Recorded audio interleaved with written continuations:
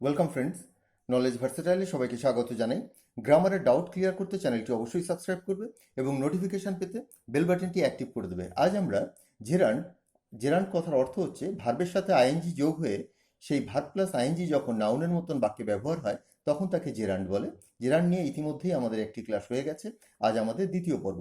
আজকের পর্বে আমরা মূলত জোর দেব অবজেক্ট কমপ্লিমেন্টের উপর।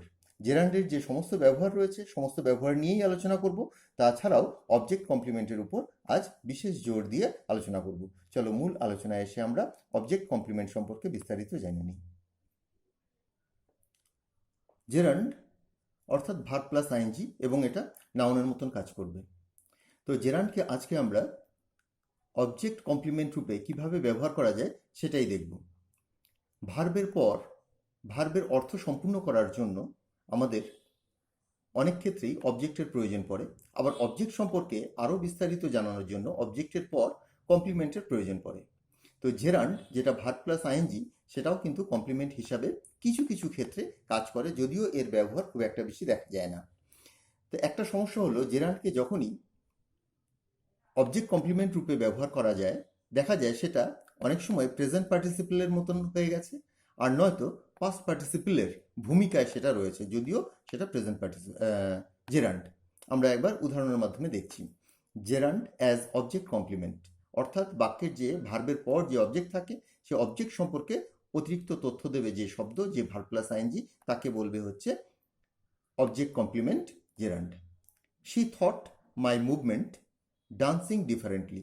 আরেকবার পড়ছি, she thought my movement dancing differently. সে আমার নড়াচড়াকে ভিন্নভাবে নাচ করা ভেবেছিল। এবার দেখো, শি থট মাই মুভমেন্ট, সে আমার নড়াচড়াকে ভেবেছিল, ডান্সিং ডিফারেন্টলি, ভিন্নভাবে নাচ করা। এবার তোমরা যদি এটাকে পাস্ট পার্টিসিপেলে নিয়ে যাও, ডান্সড ডিফারেন্টলি, তবেও কিন্তু এর অর্থটা ভুল হবে না। কিন্তু আমরা এখানে যেহেতু জেরান্ডের ব্যবহার করছি তাই ডান্সিং ডিফারেন্টলি এখানে এটা নাউন হিসাবে ব্যবহার করা হচ্ছে। অর্থাৎ সে আমার নড়াচড়াকে ভিন্নভাবে নাচ করা ভেবেছিল। এখানে মুভমেন্টটাকে আরও অতিরিক্ত ইনফরমেশন দিচ্ছে মুভমেন্ট সম্পর্কে, যে এটাকে হচ্ছে ডান্স, একটা নাচ। তো মুভমেন্টের সম্পর্কে অতিরিক্ত তথ্য দিচ্ছে, অর্থাৎ এটা হচ্ছে তোমার অবজেক্টের কমপ্লিমেন্ট এবং এটা ভার্বের শেষে আইএনজি, অতএব এটা জেরান্ড হিসাবেই ব্যবহার হয়েছে এবং এটা নাচ করা। নেক্সট এক্সাম্পলটা দেখো, the teacher called this picture drawing nicely. The teacher called this picture drawing nicely. তোমাদের এটা বুঝতে আরও সুবিধা হবে যদি এই যে ভার্ব প্লাস আইএনজি জেরান্ডের পূর্বে যদি একটা পজ দাও। এখানে আমি একটা কমার ব্যবহার করেছি, কমার দেওয়ার প্রয়োজন নেই, কিন্তু একটা যদি একটু থেমে নাও তবে এটা তোমাদের বুঝতে আরও সুবিধা হবে। শিক্ষক ছবিটি সুন্দরভাবে অঙ্কন করা বলেছিল। The teacher called this picture drawing nicely, সুন্দরভাবে অঙ্কন করা। এখানে যদি তোমরা এর পাস্ট পার্টিসিপল ফর্ম ব্যবহার করো, ড্রন নাইসলি, তবেও অর্থের দিক থেকে ঠিক থাকবে, কিন্তু সেটা একটু ভিন্ন অর্থ প্রকাশ করবে। এখানে এটা নাউন রূপে ব্যবহার হচ্ছে। এবার দেখো, এই পিকচার সম্পর্কে নতুন তথ্য দিচ্ছে এখানে। পিকচারটা কি? সুন্দরভাবে আঁকা, সুন্দরভাবে আঁকা। তো এখানে ড্রয়িং যেটা আঁকা অর্থে প্রকাশ পাচ্ছে, এখানে নাচ করা অর্থে প্রকাশ পাচ্ছে, নাচ অর্থে প্রকাশ পাচ্ছে। তো এগুলো সবই নাউন। আমরা নেক্সট এক্সাম্পলটা দেখছি। Only she can describe it writing creatively. Only she can describe it writing creatively. শুধুমাত্র সে এটাকে সৃজনশীলভাবে লেখা বলতে পারে। অনলি শি ক্যান ডিসক্রাইব, এখানে হেল্পিং ভার্ব হচ্ছে মডাল হেল্পিং ভার্ব ক্যান, তারপর ডিসক্রাইব তোমার মূল ভার্ব, এবং এখানে অবজেক্ট হচ্ছে ইট। ইটটা কি? রাইটিং ক্রিয়েটিভলি, ইটটা হচ্ছে লেখা সৃজনশীলভাবে। তো ইটটা এখানে অবজেক্ট, এই অবজেক্ট সম্পর্কে আরও তথ্য দিচ্ছে রাইটিং ক্রিয়েটিভলি। অতএব এখানে রাইটিং যেটা, ইটটা হচ্ছে রাইটিং লেখা, অতএব এটা তোমার অবজেক্ট কমপ্লিমেন্ট, এবং যেহেতু ভার্ব প্লাস আইএনজি তাই এটা জেরান্ড। তো এটা অবজেক্টের পর বসেছে এবং এই অবজেক্ট সম্পর্কে আরেকটু তথ্য দিচ্ছে, অতিরিক্ত তথ্য দিচ্ছে। আরেকটা এক্সাম্পল দেখো, হি কনসিডার মাই লাফটার লাফিং uniquely. He considers my laughter লাফিং ইউনিকলি। সে আমার হাসিকে ভিন্নভাবে হাসা বলে বিবেচনা করে। হি কনসিডার্স, সে বিবেচনা করে, মাই লাফটার, আমার হাসিকে। এখানে অবজেক্ট যেটা সেটা হচ্ছে মাই লাফটার বা লাফটার। তো সেটা সম্পর্কে আরেকটু তথ্য দিচ্ছে, লাফিং ইউনিকলি, ভিন্নভাবে হাসা। এখানে হাসা, এই হাসা শব্দটা তোমার নাউন ভার্ব প্লাস আইএনজি এবং এটা অবজেক্ট সম্পর্কে বলছে, ভিন্নভাবে হাসা, অর্থাৎ এটা তোমার অবজেক্ট কমপ্লিমেন্ট হিসাবে ব্যবহার হয়েছে। সে আমার হাসিকে ভিন্নভাবে হাসা বলে বিবেচনা করে। তো এখানটায় তোমরা দেখলে অবজেক্ট কমপ্লিমেন্ট, এর ব্যবহার একদম রেয়ার, পাওয়াই যায় না। আমি যেহেতু বলছি যে এই কমপ্লিমেন্ট রূপে ব্যবহার করতে গেলে হয় প্রেজেন্ট পার্টিসিপল নয় পাস্ট পার্টিসিপলে চলে যায়, কিন্তু জেরান্ড দিয়ে এর যে উদাহরণ তৈরি করা বা এর বাক্যে এর প্রয়োগ করা খুব রেয়ার বা কম। চলো আমরা পরবর্তী পার্টগুলোতে আসি, যে পার্টগুলো ইতিমধ্যেই আমরা আলোচনা করেছি এবং যেগুলো খুবই কমন, জেরান্ডকে আরও অন্যান্য ক্ষেত্রে বাক্যে যেভাবে ব্যবহার করা হয়। জেরান্ড যেহেতু নাউন, তাই নাউনকে একটা বাক্যে যেভাবে ব্যবহার করা যায় তার সমস্ত রকমভাবেই আমরা জেরান্ডকেও ব্যবহার করতে পারি। জেরান্ড হচ্ছে নাউনের সমার্থক। আরেকটা কথা বলি যে যে ক্ষেত্রে তোমরা ইনফিনিটিভ অর্থাৎ টু প্লাস ভার্বের প্রেজেন্ট ফর্মের ব্যবহার করতে পারো, সেই সমস্ত জায়গাতেও তোমরা জেরান্ডের ব্যবহার করতে পারো। চলো পরবর্তী অংশগুলোকে ভালো করে দেখে নিই। এই পয়েন্টগুলো নিয়ে আমার আগের ভিডিওতে ইতিমধ্যেই আলোচনা একবার হয়েছে, তোমরা আরও একবার দেখে নাও। 2 নম্বর point, gerund as subject of a verb. বাক্যের যে ভার্ব থাকে তার সাবজেক্ট হিসাবে, বাক্যের কর্তা হিসাবে তোমরা ভার্ব প্লাস আইএনজি, অর্থাৎ এটা তো যেহেতু নাউন তাই তোমরা ব্যবহার করতেই পারো। Walking is good for health, হাঁটা স্বাস্থ্যের জন্য ভালো। এখানে ওয়াকিং, এটা কিন্তু কেউ হাঁটছে না, এখানে জাস্ট হাঁটা, এটা একটা নামবাচক পদ। হাঁটাটা স্বাস্থ্যের জন্য ভালো। Reading news paper inspires me, খবরের কাগজ পড়া আমাকে অনুপ্রাণিত করে। এখানে রিডিং নিউজ পেপার, রিডিং মানে পড়া, কেউ পড়ছে না, জাস্ট রিডিং নিউজ পেপার আমাকে অনুপ্রাণিত করে। এই ভার্বের সাবজেক্ট হচ্ছে এটা। এখানে দেখলে যে সাবজেক্ট বাক্যের সাবজেক্ট রূপে বা ভার্বের সাবজেক্ট হিসাবে তোমরা জেরান্ডের ব্যবহার পেলে। পরবর্তী 3 নম্বর পয়েন্টে দেখো, gerund as object of a verb. এখানে যেমন সাবজেক্ট রূপে পেলে, এখানে ভার্বের অবজেক্ট রূপে, অর্থাৎ ভার্বের পর ভার্বের অর্থ সম্পূর্ণ করার জন্য তোমার এই জেরান্ডের ব্যবহার হচ্ছে নাউন রূপে। শি হেটস স্মোকিং, সে ধূমপানকে ঘৃণা করে। এবার দেখো হেটস ভার্ব, এরপর যে তোমার অবজেক্ট রয়েছে সেটা ভার্ব প্লাস আইএনজি এবং এখানে নাউন রূপে ব্যবহার হয়েছে স্মোকিং, ধূমপান। এখানে সিগারেটও বলতে পারতাম, শি হেটস স্মোকিং সিগারেটস। আচ্ছা, হি স্টার্টেড রাইটিং, সে লেখা শুরু করেছিল।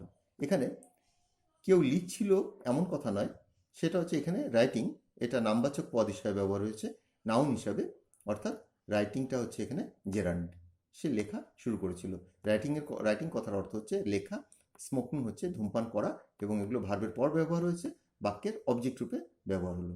এবার আসছি আমরা 4 নম্বরে, কমপ্লিমেন্ট রূপে তোমার জেরান্ডের ব্যবহার। এক কথায় বি ভার্বের পর যে অবজেক্ট থাকে তাকে অবজেক্ট না বলে তোমার কমপ্লিমেন্ট বলতে হয়।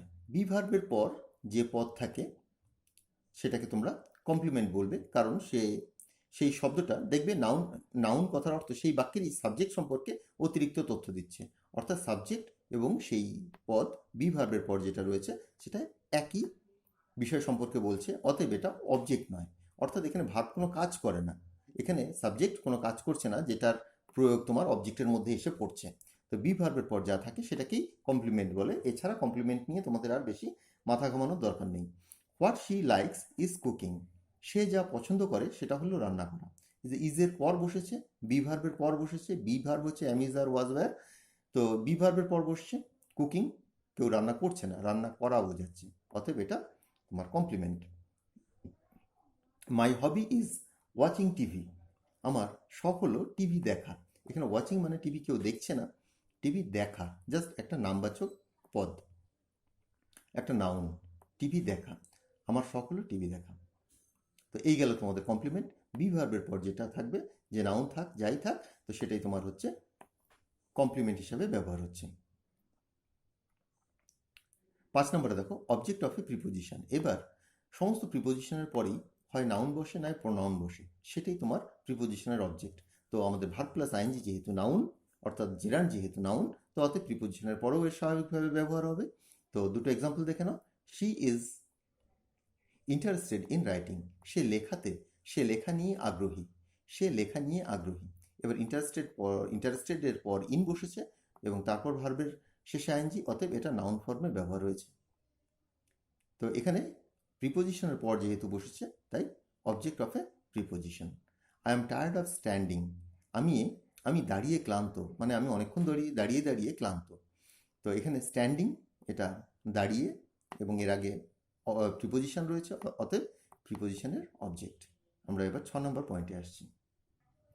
6 নম্বর পয়েন্টটা দেখো, আফটার পজেসিভ প্রোনাউন বা অ্যাডজেক্টিভ, এই যে মাই, হিজ, হার, দেয়ার, ইয়োর, এগুলোকে কিছু কিছু বইতে পজেসিভ প্রোনাউন বলে, বেশিরভাগ বইতেই প্রোনাউন বলে, কিছু কিছু ক্ষেত্রে যেহেতু এরপর আবার কোনো নাউন থাকে, ইয়োর বুক, হিজ হাউস, তো সেই জন্য এগুলোকে অনেক সময় পজিটিভ অ্যাডজেক্টিভও বলা হয়ে থাকে।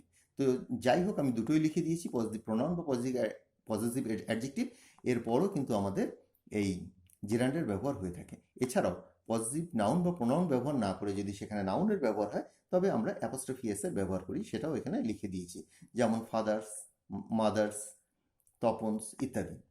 এখানে দেখো, teacher does not like his talking much, তার বেশি কথা বলা শিক্ষক পছন্দ করে না। আমি এখানে হিজ দিয়েছি, হার দিয়েছি, মাই দিয়েছি, ইয়োর দিয়েছি, এখানে যে কোনো একটাকে তোমরা ব্যবহার করতে পারো। Teacher does not like her বা মাই টকিং টু মাচ, শিক্ষক আমার বেশি কথা বলা পছন্দ করে না। Teacher does not like your talking much, শিক্ষক তোমার বেশি কথা বলা পছন্দ করে না, সেটাই এখানে দিয়েছি। শিক্ষক তার, আমার, তোমার বেশি কথা বলা পছন্দ করে না। এখানে দেখো, এগুলো সবই তোমার পজিটিভ প্রোনাউন বা পজিটিভ অ্যাডজেক্টিভ, তারপরেও তোমরা এরকম ভার্ব প্লাস আইএনজি অর্থাৎ জেরান্ডের ব্যবহার করতে পারো। এরপর রয়েছে দেখো, এবার অ্যাপোস্ট্রফি এস অর্থাৎ কোনো নাউন থাকলে তো সেক্ষেত্রে পজিটিভ প্রোনাউন বা অ্যাডজেক্টিভ তো হবে না, তো সেক্ষেত্রে তোমাদের নাউনের সাথে অ্যাপোস্ট্রফি এস এর ব্যবহার করতে হবে। The game depends on Tapan's playing, খেলাটি তপনের খেলার উপর নির্ভর করে।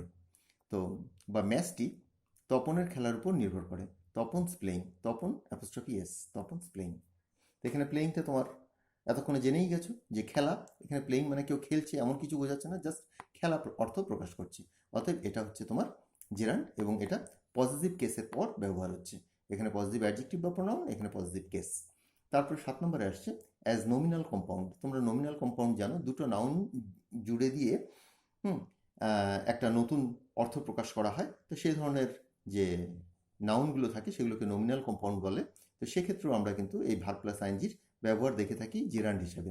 ওয়াকিং স্টিক, এখানে কিন্তু কেউ হাঁটছে না বা স্টিকটাও হাঁটছে না, তো এখানে হাঁটার ছড়ি, হাঁটার উদ্দেশ্যে ব্যবহার করা যে ছড়ি বা লাঠি সেটাকে বলছে ওয়াকিং স্টিক। ফ্রাইং প্যান, এখানে প্যানটাকে ভাজা হচ্ছে না, এখানে হচ্ছে ভাজার পাত্র, অর্থাৎ কোনো কিছু ভাজা করার জন্য যে পাত্র ব্যবহার হয়, ভাজা পারপাসে যে পাত্র ব্যবহার হয় তাকে বলছে ফ্রাইং প্যান। ফ্লাইং ফিশ, যে মাছ উড়তে পারে, উড়ুক্কু মাছ, তো সেটাকে বলছে ফ্লাইং ফিশ। ফিশিং বোট, যে নৌকো মাছ ধরার উদ্দেশ্যে বা কাজে ব্যবহার করা হয় তাকে বলছে ফিশিং বোট। এইগুলোও যে আইএনজি রয়েছে এগুলো সবই নাউন এবং জেরান্ড। কিছু ভার্ব রয়েছে, সেই ভার্বগুলোর পরে জেরান্ডের ব্যবহার বেশি লক্ষ্য করা যায়, সেই ভার্বগুলো আমি এখানে লিখে দিয়েছি 8 নম্বরে। দেখো, keep, hate, forget, delay, start, continue, avoid, mind, like, love, এই ধরনের যে ভার্বগুলো রয়েছে এই ভার্বগুলোর পর তোমরা দেখবে যে জেরান্ডের ব্যবহার বেশি হয় এগুলোর পর অবজেক্ট রূপে। এর আগেই আমরা অবজেক্ট রূপে জেরান্ডের যে ব্যবহার করে দেখেছি, সেখানে হেটের ব্যবহার আমরা দেখেছিলাম। তো এখানে আমি আরেকটা এক্সাম্পল দিয়েছি, হি কেপ্ট রাইটিং, সে লেখা চালিয়ে গিয়েছিল। অর্থাৎ কেপ্টের পর ভার্বের শেষে আইএনজি, এটা কিন্তু তোমার অবজেক্ট এবং ভার্বের শেষে আইএনজি হিসাবে এটা নাউন রূপ নিয়েছে এবং এই নাউনকে বলবো আমরা জেরান্ড। তো জেরান্ড নিয়ে আজকে আমাদের দ্বিতীয় পর্বটা শেষ হলো। তো আজকে আমার আলোচনাটা এখানেই শেষ করছি। আজকের আলোচনায় তোমরা মূলত যেটার প্রতি লক্ষ্য রাখবে সেটা হচ্ছে অবজেক্ট কমপ্লিমেন্ট, কারণ এই অবজেক্ট কমপ্লিমেন্ট বুঝতে একটু অসুবিধে হয়। সেটাকে তোমরা যে ভার্ব প্লাস আইএনজি যেটা, তার আগে একটা পজ দিয়ে নেবে, একটু দাঁড়িয়ে নেবে, তারপর পুরোটা পড়বে, তাহলে দেখবে বিষয়টা বুঝতে তোমাদের সুবিধা হবে। তো আজকের আলোচনাটা এখানেই শেষ করছি। আমার পূর্ববর্তী ভিডিওর কিছু লিঙ্ক তোমরা নিচে ডেসক্রিপশনে পেয়ে যাবে, সেগুলোকে তোমাদের প্রয়োজন অনুযায়ী দেখে নিও। সকলে ভালো থেকো, বাই।